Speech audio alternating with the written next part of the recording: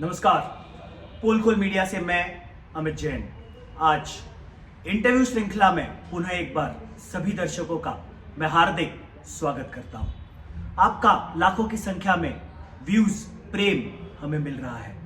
आज इस express interview की श्रृंखला में एक और व्यक्तिमत्व हमारे साथ है।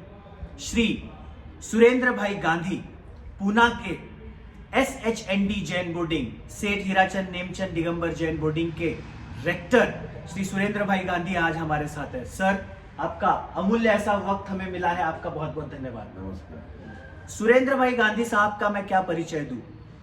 SHND जैन बोर्डिंग यानी सुरेंद्र भाई गांधी, सुरेंद्र भाई गांधी यानी SHND जैन बोर्डिंग, एक ऐसा तब 4 दशकों से ज्यादा की सेवा इन्होंने SHND जैन बोर्डिंग में दी है। आज माता पिता, पेरेंट्स आश्वस्त हो जाते हैं जब पुण्य नगरी में, पूना नगरी में उनके बालक, उनके घर के बच्चे वहां पर जाते हैं तो वे आश्वस्त होते हैं। Home away from home SHND Jain boarding की कहीं ना कहीं ऐसी पहचान श्री सुरेंद्र भाई गांधी के माध्यम से यहां निर्माण हुई है।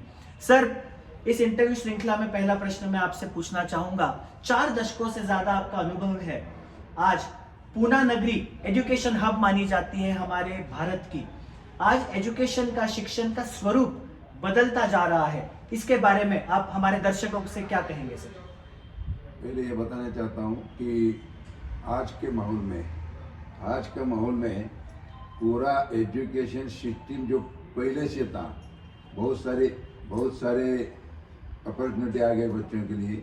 पहले 10-20 साल पहले इतनी अपॉर्चुनिटी, बहुत सारे कोर्सेज पूना में आ गए। इंजीनियरिंग कॉलेज हो, बड़े बड़े कोर्सेज हो, सब पूना में आ गए और बड़ी बड़ी मात्रा से पूना जो आज बढ़ गया है वो शैक्षणिक एजुकेशन की वजह से बढ़ गए।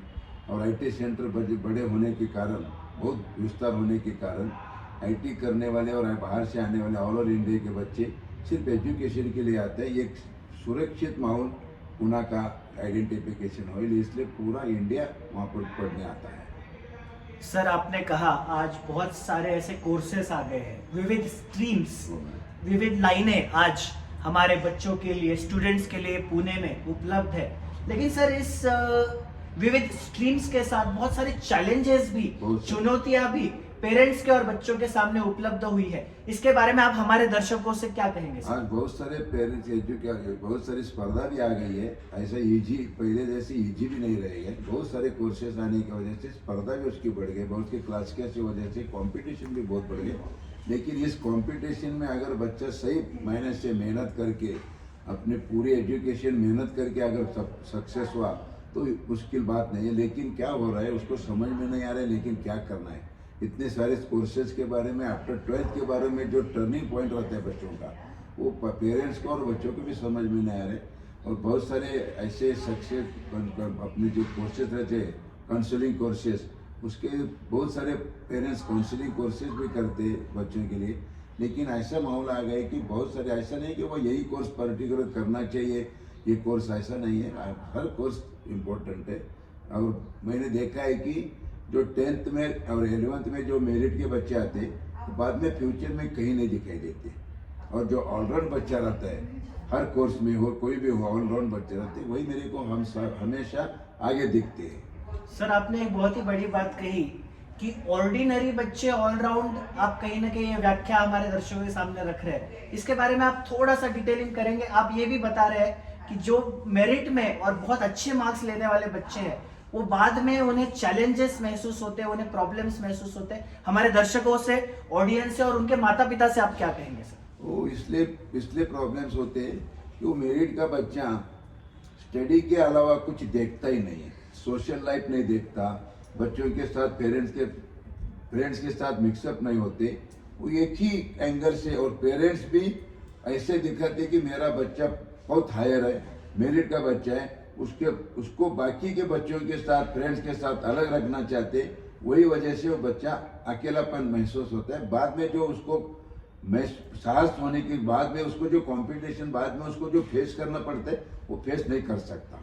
क्यों नहीं कर सकता? उसको सोशल एंगल मालूम नहीं, बच्चों के साथ रफ एंड टफ रहने की मालूम नहीं, ऑलराउंड कैसा होना चाहिए और उसमें कैसा फेस करना चाहिए उसको मालूम नहीं। सिर्फ हम जो बोलते हैं मराठी में फक्त अभ्यासाचा कीड़ा, इसकी वजह से वो फेल हो जाता है। हमने बहुत बार देखा है, मैं बहुत जगह घूमता हूँ, बच्चों की शादी में भी जाता हूँ, कोई बड़े बड़े फंक्शन में जाता हूँ, जो ऑलराउंड बच्चे हैं वही मेरे को दिखे, वही कुछ टॉप इसमें आज पहुंच गए, ऊंचाई पे पहुंच गए। ऐसे बहुत सारे उदाहरण है मेरे पास, बहुत सारे ऐसे एग्जाम्पल है कि जो बच्चा बोर्डिंग में रहते वक्त रेगुलर कॉलेज नहीं जाता था, रेगुलर ट्यूशन नहीं करता था, लेकिन बोर्डिंग में ऑलराउंड रहता था।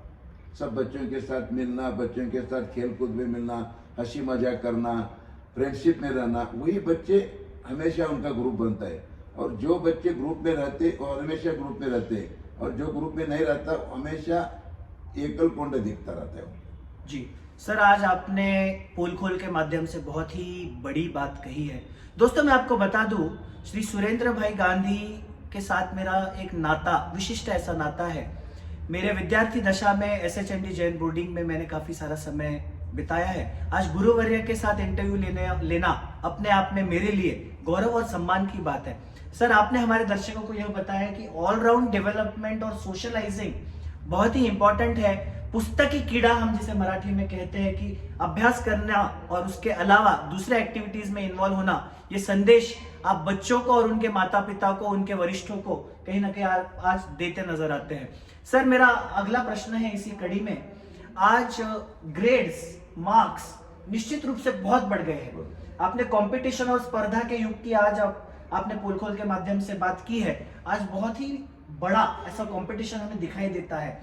लेकिन सर, ज्यादा मार्क्स के साथ डिप्रेशन, निराशावाद, 1 या 2% से या 1 या 2 मार्क्स से किसी का सीट रुक जाता है, उन्हें एडमिशन नहीं मिल पाता, वहां पर निराशावादी माहौल हो जाता है। ऐसे में उन्हें क्या करना चाहिए? आप क्या संदेश पोल खोल के माध्यम से देना चाहेंगे? ऐसे बहुत सारे एग्जांपल्स हुए हैं, बहुत सारे प्रॉब्लम्स खड़े हो रहे हैं। हमने जो तो कोटा का नाम आपने सुना होगा। कोटा में मैक्सिमम बच्चे सुसाइड कर रहे हैं। क्यों?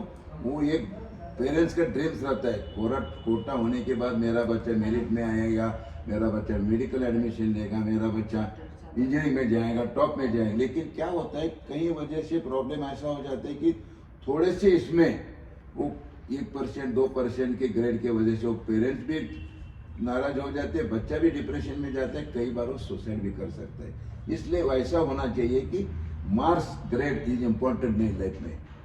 ऐसा नहीं कि वो पढ़ाई किया हुआ हायर कोर्स में, मिशनरी स्कूल में, अच्छे स्कूल में, अच्छे कॉलेज में, अच्छे इंस्टीट्यूट में बच्चे पढ़ने के बाद ही आप ऊपर जाता है और क्लास में जाता है, ऐसा कुछ नहीं है। कॉर्पोरेशन के बच्चे भी आगे जाते हैं, छोटे जो कॉलेज में छोटे रहते हैं कॉलेज के बच्चे भी आगे जाते हैं, जो ऑर्डिनरी बच्चे ऑर्डिनरी कॉलेज रहता है। ऐसा नहीं कि वो हायर कॉलेज वाला है, रिप्यूटेड कॉलेज है, एक मार्क खाते हैं। रिप्यूटेड कॉलेज में सिर्फ एक ही एंगल से हो जाता है। और बच्चे ऐसा पूरा अपना कॉन्फिडेंस और अपना बच्चे ऐसा एक माहौल अपना मन का बनाना चाहिए, किसी हालत में रप टप उसके ये होना चाहिए माहौल, और रप टप उसमें बरसता होना चाहिए। कुछ भी हो, ठीक है, मार्क कम आए, ठीक है, अगले साल देखेंगे, अगले आइटम भी देखेंगे। एजुकेशन इज इम्पोर्टेंट, ऐसा नहीं है। बहुत सारे अपने पेरेंट्स के भी बहुत सारे बिजनेस है, वो बच्चा अगर उसका डेवलप किया और उसका चेंजेस करके उसमें कुछ डेवलप कर सकते हैं। बहुत सारे स्टूडेंट ने किया। मेरे पास स्टूडेंट एमटेक हुए, मेरिट में आए बच्चे, स्टूडेंट अपने पेरेंट्स का, अपने फैमिली बिजनेस भी संभाल रहे, उसमें ग्रोथ भी किया है उन्होंने। बहुत सारे ऐसे एग्जाम्पल है। मैंने जब जाता हूँ ना, जब लास्ट टाइम में नासिक में गया था, वहाँ पर बच्चे जो मेरिट के बच्चे वो सब अपने गांव में सेटल हुए। वो बोले मेरे पेरेंट्स का बिजनेस इतना है, मैं वही बढ़ा रहा हूँ और डेवलप भी कर रहा हूँ। ऐसा हो सकता है। सिर्फ नौकरी वजह से, ग्रेड की वजह से नौकरी इंपॉर्टेंट मत रखो।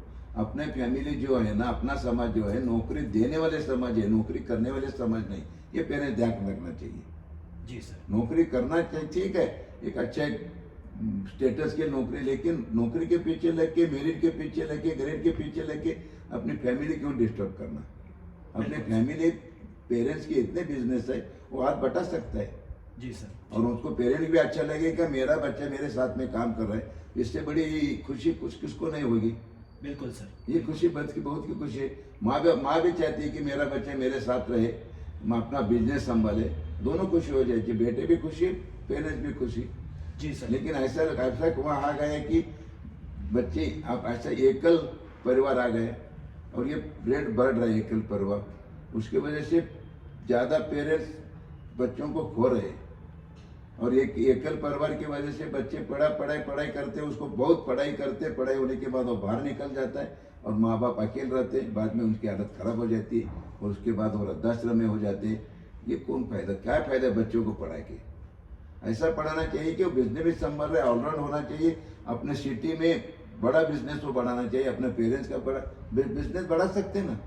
जी सर। बाहर रह के तुमने 2 लाख 5 लाख का पैकेज, 20 लाख का पैकेज, कोई नहीं, अपना बिजनेस बढ़ा के भी आप उतना पैकेज बना सकते हैं। और सबसे खुशी बिजनेस भी हो जाता है, पेरेंट के साथ रहना भी खुशी हो जाती है, उनके साथ माँ बाप को भी, अपने नाना नानी और दादा दादी के साथ उनको भी पेरेंट्स होते हैं। आजकल दादा दादी नाना नानी रहे नहीं, और एकल फैमिली वजह से जॉइंट फैमिली रही नहीं, और बच्चे जॉइंट फैमिली नहीं वजह से वो पेरेंट्स ही अपना लिमिटेड फैमिली माना जाता है। इसलिए एक ही बच्चे, ठीक है, मेरिट और ग्रेड के पीछे नहीं लगा के अपने इतना रखना कि अपने फैमिली बिजनेस हम बना सकते, कर सकते, तो फैमिली बिजनेस का कोर्स करो। अपने फैमिली क्या चलने वाले समझे, अपना बिल्डिंग का है, सिविल में कर सकते, अपना ट्रेडिंग का है, ट्रेडिंग का बिजनेस कर सकते, ट्रेडिंग का कोर्स कर सकते। ऐसा नहीं कि इंजीनियरिंग होना चाहिए और मेडिकल करना चाहिए। बहुत सारे प्रॉब्लम्स यही हो रहे हैं, अच्छी दिशा नहीं मिल रही वजह से ये प्रॉब्लम्स खड़े हो रहे हैं।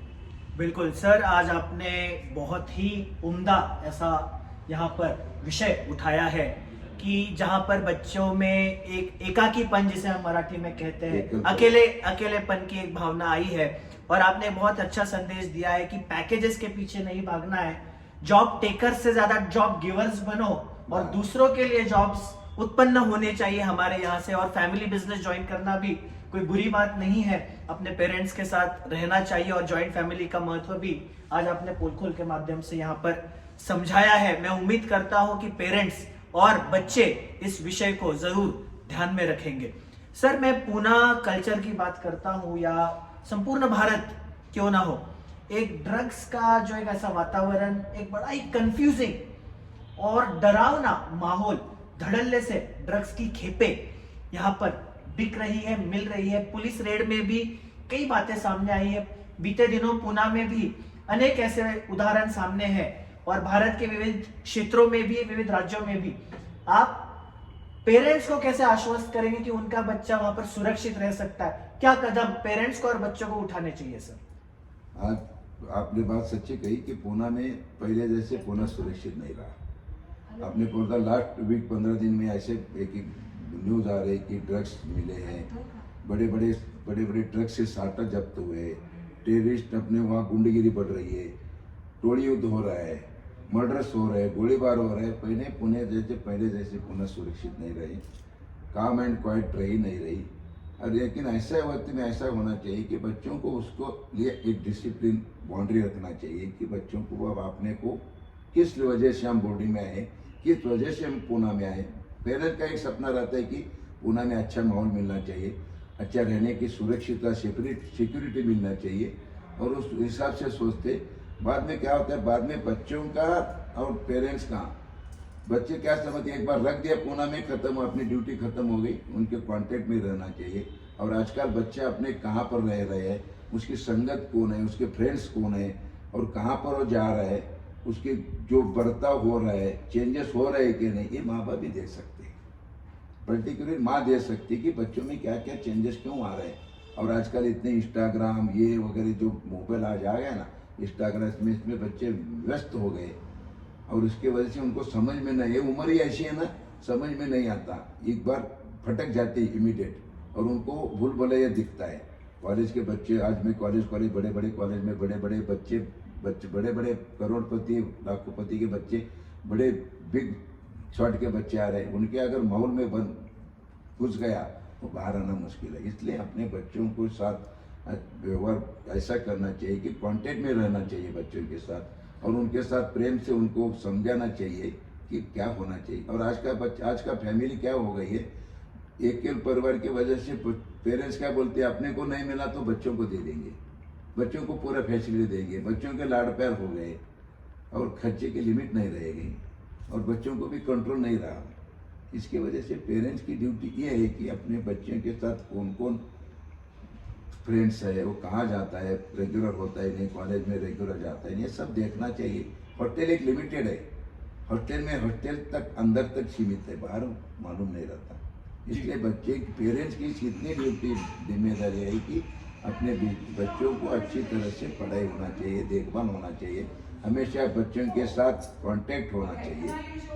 ये होता है, ये नहीं हो रहा है। बिल्कुल, सर ने एक बहुत ही बढ़िया यहाँ पर पॉइंट रखा है कि बच्चों के साथ कॉन्टैक्ट्स होना आवश्यक है। कहाँ जा रहे हैं, क्या कर रहे हैं, किस माहौल में है और किस प्रकार से अभ्यास में उनकी रुचि है। हॉस्टल पे रख दिया मतलब वहां से जिम्मेदारी खत्म नहीं हुई, बल्कि जिम्मेदारी शुरू हुई है। कहीं ना कहीं ये संदेश आपने दिया है। सर, इंटरव्यू के अंतिम पड़ाव में एक लास्ट क्वेश्चन मैं आपसे पूछना चाहता हूँ। सर, आप सामाजिक क्षेत्र में जुड़े हैं, कई सारे धार्मिक संस्थाओं में भी आप विविध पदों पर कार्यरत हैं। आपका शिक्षण क्षेत्र में एक विशिष्ट ऐसा योगदान है। पुणे में हजारों बच्चों को आपने बीते 4 दशकों में ग्रोथ होते हुए देखा है। अलग अलग डिसिप्लिन्स में बच्चे काम करते आपने देखे हैं, जो आज बड़े बड़े बिजनेसमैन भी हो गए, अच्छी नौकरी में है। सर, आज के माहौल में एक अलग प्रश्न मैं आपके सामने उठाना चाहता हूं। जो विवाह की, शादी ब्याह की जो एज ग्रुप है, वो कहीं ना कहीं बढ़ती नजर आती है। विवाह बंधन में बंधने से युवक और युवतियां दोनों ही कहीं ना कहीं हिचकिचाते नजर आते हैं। सर, जहां 22, 23, 25 साल में पहले विवाह हो जाते थे, आज 30, 35, 38, 40 तक भी विवाह नहीं हो पा रहे हैं।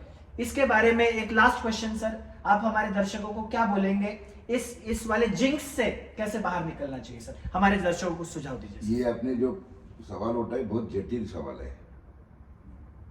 ऐसा हो रहा है कि ज़्यादा एजुकेशन की वजह से वो बोलते हैं कि हमारा फ्यूचर है, लड़का हो या लड़की हो, वो हमारे फ्यूचर है। और माँ बाप के भी कुछ उसके बारे में सोचते नहीं। उनको देख रहे बच्चे का दोनों का पैकेज दिख रहा है, और पैकेज देखते देखते बच्चे की उम्र कितनी बड़ी हो गई मालूम नहीं रहता। पैकेज मिल रहा है, पैकेज आ रहा है, बच्चा मेरे वहाँ पर है, ये शिओ है, ये है, इसको पैकेज इतना है, उसमें बच्चे की उम्र इतनी बढ़ जाती है। बाद में ऐसा प्रॉब्लम्स आ जाते हैं जब उसकी शादी की उम्र हो जाती है, वो निकल जाती है, और फ्यूचर फ्यूचर फ्यूचर करते करते वो इतने उम्र में जाते 30, 32, 35 तक भी उसको ध्यान नहीं रहता। पेरेंट्स को भी ध्यान नहीं रहता, बच्चों को भी ध्यान रहता। और उनके आजकल क्या हो रहा है, बच्चे भी, लड़कियों भी पढ़ रही है छात्र, और बच्चे भी पढ़ रहे हैं, और उसका उनका लेवल मैचिंग नहीं हो रहा है। मैं एजुकेशन में बीटेक हूँ, मेरा पैकेज इतना है, और वो बच्चे, लड़की पूछती कि मेरा पैकेज इतना है, मेरे कम पैसे वाले की कब शादी करूँ। ये युग आ रहे हैं। ऐसा नहीं कि पैकेज के पीछे लगने की वजह से आज उम्र बढ़ रही है, और पैकेज पैकेज पैकेज करते करते लोग बच्चों अपने उम्र भूल गए और अपने फैमिली डिस्टर्ब कर दिए। पेरेंट्स को भी चिंता हो रही है। और ऐसा एक बार ऐसा टाइम आ गया है कि बच्चे पेरेंट्स पे सुनते नहीं, हम देख लेंगे। और उसका परिणाम क्या हो रहा है, अपने इंटरफेयर लव मैरिजेस बहुत बढ़ गए। और लव मैरिज की वजह से क्या हो रहा है, प्रेम नहीं वजह से, और डिस्प्यूट, डिवोर्सन भी ज़्यादा हो रहा है। मैच्योरिटी बहुत ज़्यादा हो जाती है। मैच्योरिटी होने के बाद उम्र ऐसी रहती है, शादी की उम्र 20, 25 तक बच्चों की, और 19, 20, 22 तक लड़कियों की। उस उम्र में मैचिंग हो जाता है। बाद में क्या हो जाता है, बड़ी 30, 35 के बाद प्लानिंग हो जाता है। फिर बच्चों का प्लानिंग अभी करते करते वो ऐसे हो जाती है कि कभी कभी डिस्प्यूट ये भी पूरा फैमिली डिस्टर्ब हो जाती है। पैकेज के वजह, पैकेज के पीछे आप लगे हो, और बहुत मुश्किल काम है।